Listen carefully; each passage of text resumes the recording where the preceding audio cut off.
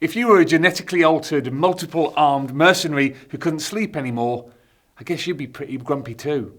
Let's meet Lobster Random.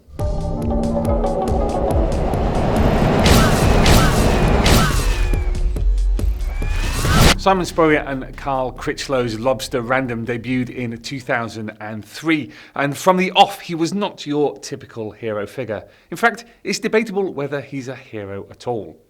He's a geriatric, sociopathic torturer who, thanks to brain surgery, cannot feel pain and doesn't need to sleep.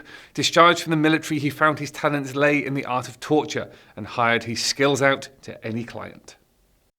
But what really singles him out are the two giant lobster claws that come out of his sides, as well as the witty quickfire dialogue from Spurrier alongside Critchlow's line art, which seems to drip with oily residue, as you'd expect from a character with a bit of a thing for machines.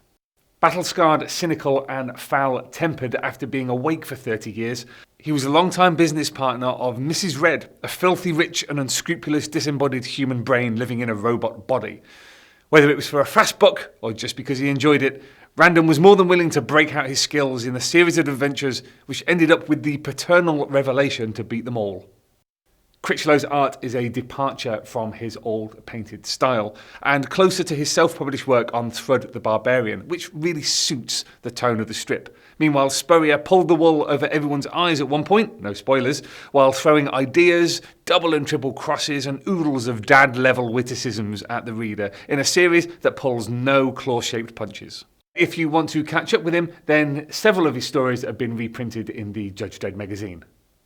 Well, thank you for tuning in to the 2080 ABC Earthlets as we continue our alphabetical odyssey through the galaxy's greatest series. Next week, we're back off to the world of Judge Dredd and we're going undercover in the lowlife.